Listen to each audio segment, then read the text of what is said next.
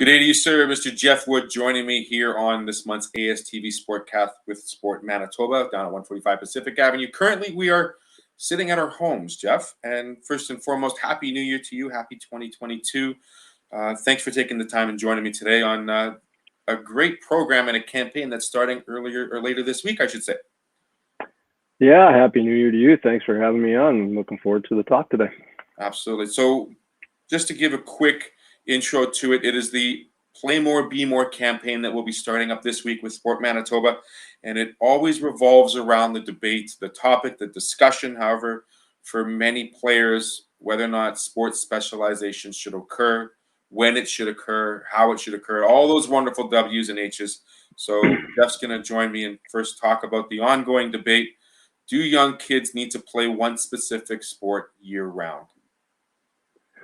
Yeah, I think first of all, it's really important to note that there's going to be athletes who specialize early, that go to the highest level, that compete at the highest level in sport, and that's just a reality of things. But there are also a good number of athletes who grew up playing multiple sports and help them actually develop and get to those higher levels as well. And when you look at it, really the consensus is that being a multi-sport athlete at a younger age will help an athlete develop higher level of athleticism, help keep them in sport simply by providing them with a variety that they need to stay interested in sport, and also help them build some strong friendships with a variety of different people when they play different sports.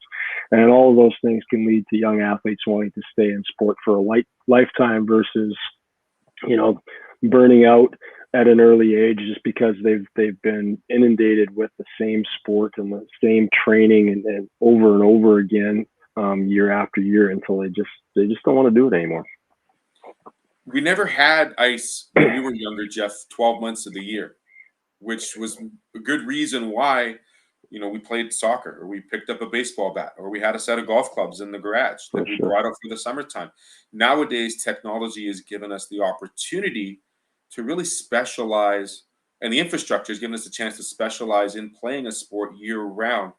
But talk about, to some degree, some of the downfalls of early sports specialization and just getting players or getting athletes, young athletes, to participate to see whether or not they like a sport or like an activity. Yeah, I mean, you bring up a great point. Like back when we were kids, there were no indoor soccer pitches. The rinks were basically, even though there were some indoor rinks, they were never open in the summer. We had to play other sports just to get out there and do things, right? And so for us, it was easy to play multiple sports. We all did, because was the reality of the time.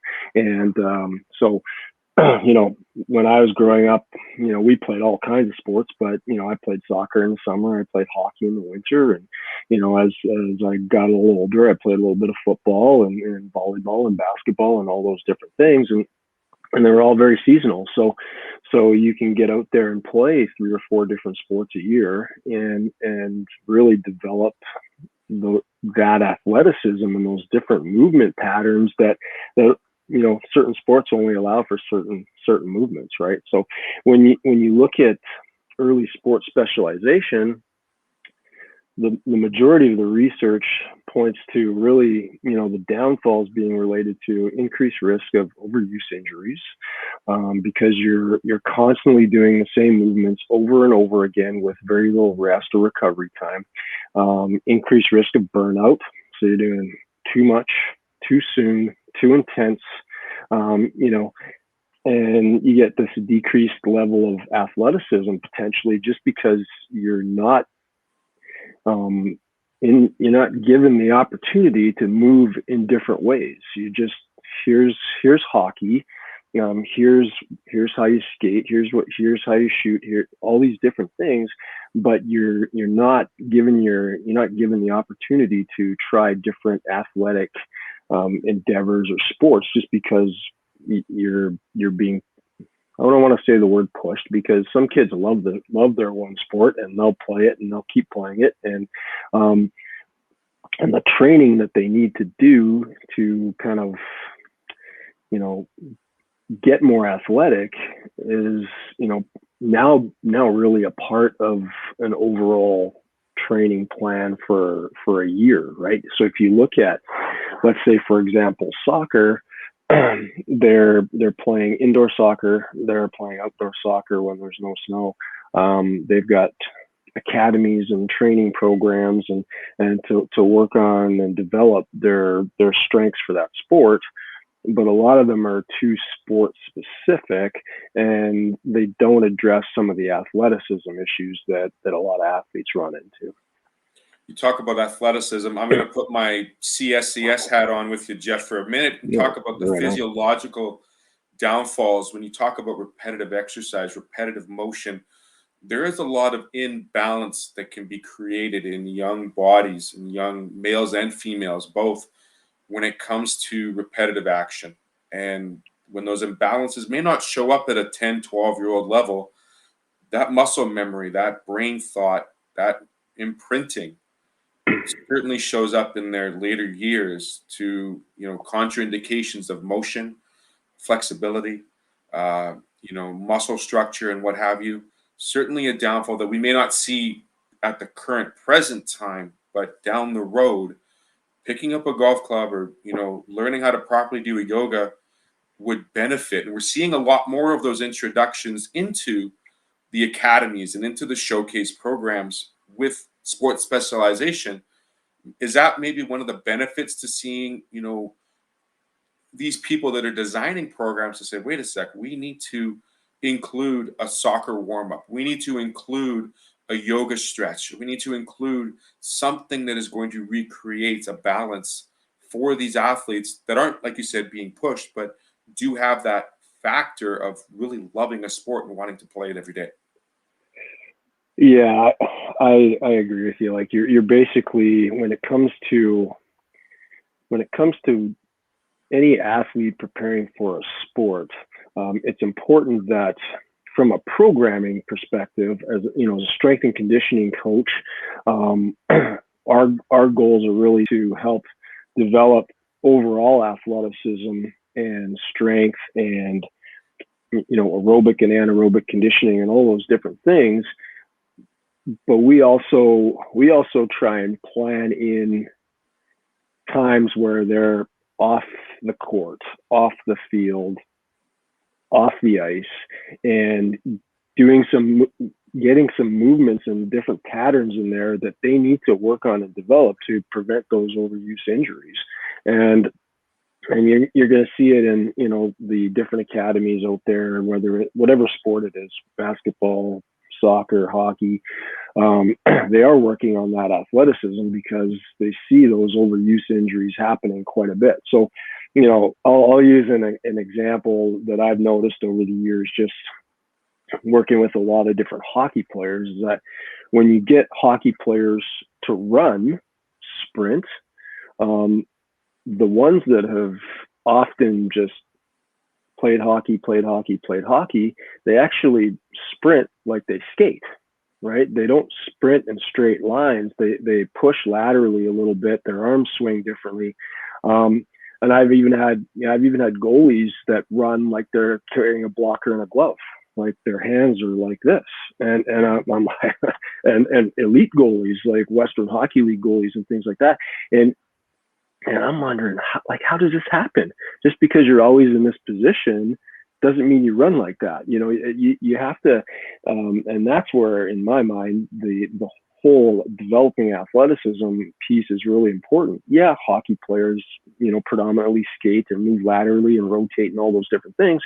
But you need to be able to produce force and power, and running is just a fundamental movement skill that everybody should be able to do and do fairly well. But reality is that when you're in that basketball academy, in that soccer academy, you're going to be doing certain movements all the time, and it's important to take a step to the side and understand that you really need to develop all areas of athleticism with young athletes. And once they get closer into that, let's, for lack of a better term, age that they're going to specialize, and start to specialize in, they have those patterns. They've developed all the different patterns, which can help them when they, you know, they're sprinting and cutting, and all of a sudden they're not used to cutting a certain way, or stepping a certain way, and they've rolled their ankle, or they've hurt their knee, or done something like that, just because they're not used to moving in a certain way.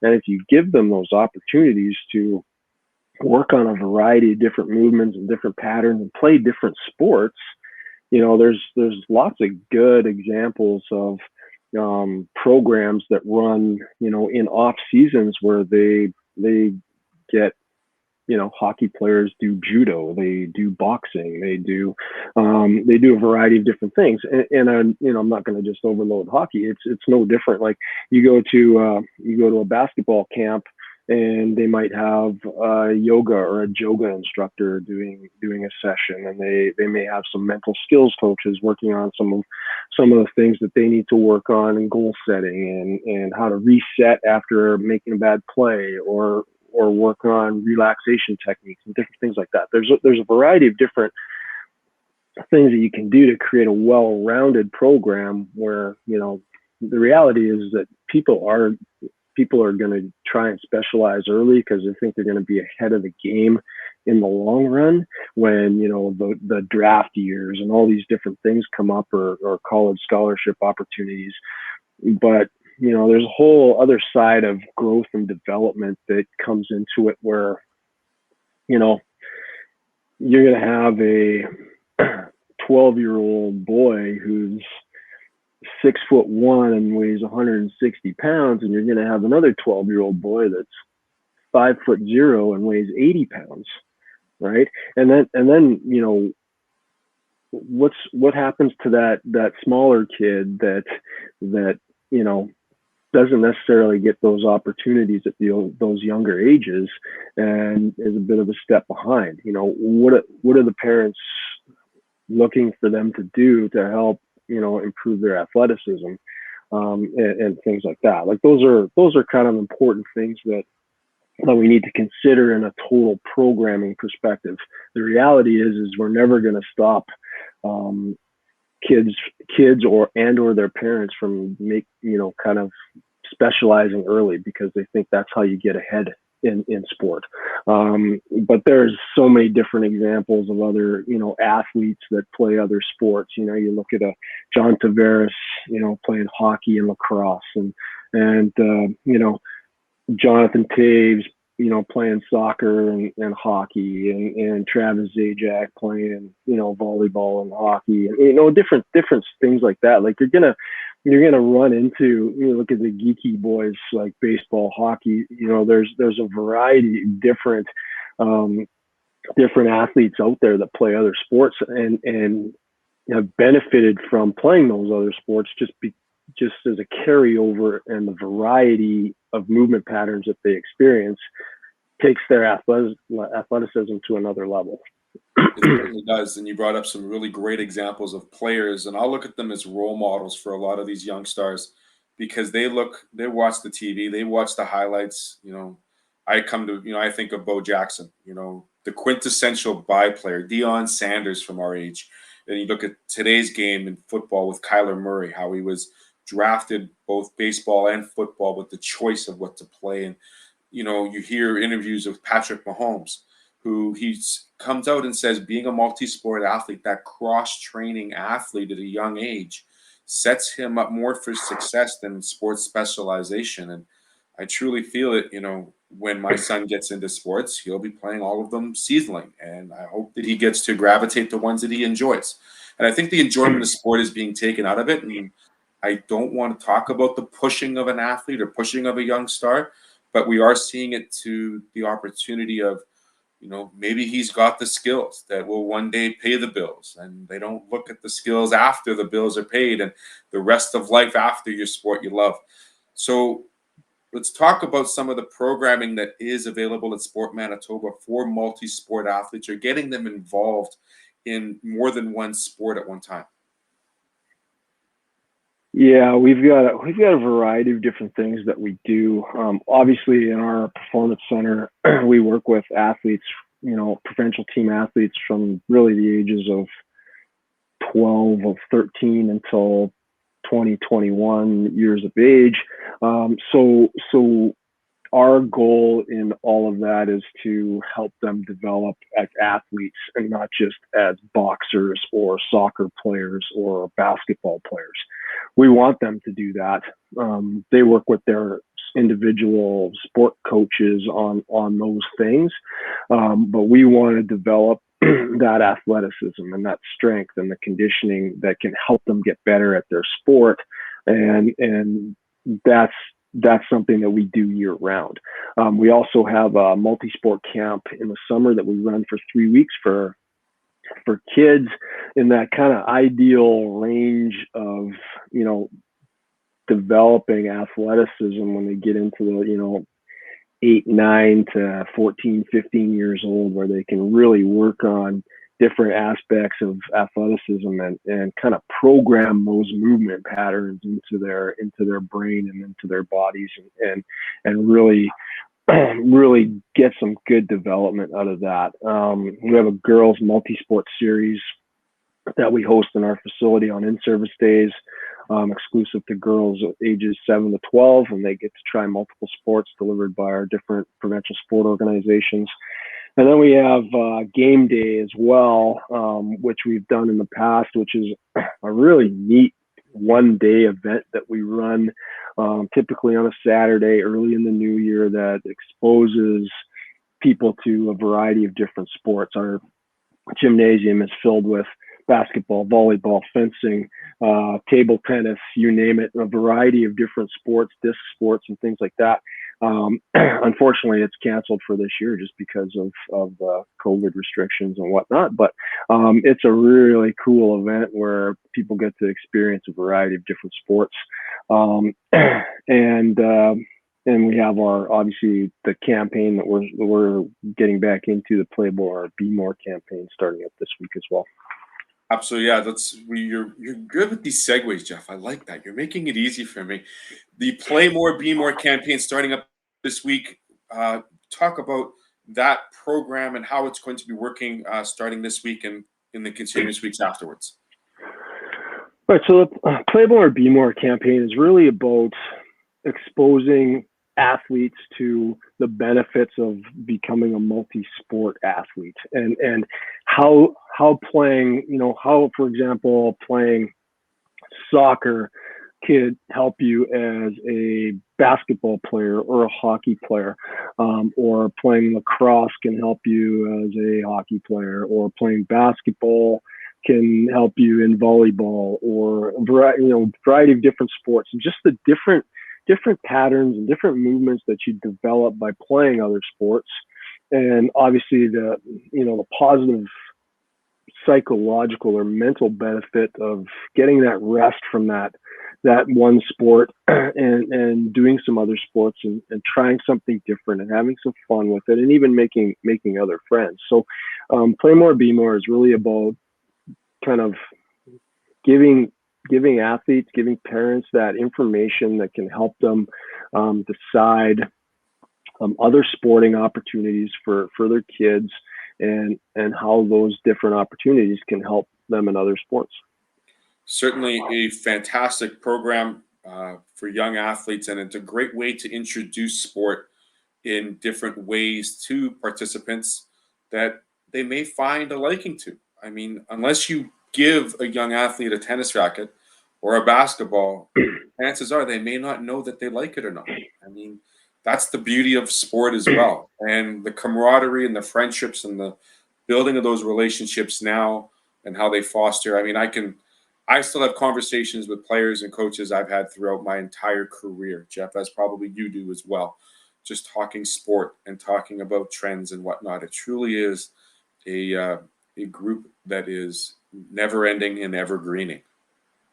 Yeah, I mean, I can think back to elementary and middle school and high school and the different sports that I played and different relationships that I have from that, and still, whether it's being on the golf course in the summer and playing golf with my friends or and still getting out and playing golf with those same friends now, 40 years later, right? Like it's kind of fun to get out there and do that, and you still have those relationships, and that's what's great about sport. Like, my kids are now, adults, but a lot of the friendships that we've built over the last 15, 20 years has just, been through their sports, and whether it's, basketball or volleyball or hockey or whatever, it's just one of those great things that you can, still go and hang out with those parents that you met from that hockey team or that soccer team or whatever, and get together and just relive the old days and also enjoy some new times as well. So yeah, it's pretty cool, and sports is great for that. Like that's where I built all my great relationships with my friends, and still get to chat with them fairly regularly about what's going on in life. So it's good. One last question before I let you go, Jeff. I know we haven't touched on it, but obviously our background, your background and mine, playing sport ultimately lended us to our career path. I mean, did you always want to be involved in sport? Did you always want to work with athletes at a young age? Or when did that light bulb aha moment start for you? Because I think mine was 13 on a rugby pitch. And I will say that without having my chiropractor and my sports science physiologist from my high school there, I probably wouldn't be so refined and in love with the sport and how it works. Yeah, I from a really young age, my dad was a huge sports fan. He played basketball and stuff growing up, and as he was growing up, and my brother and I were always involved in some sport at some time. My sister not so much, wasn't really an athlete type, but yeah, from a young age I loved sport. I loved competing.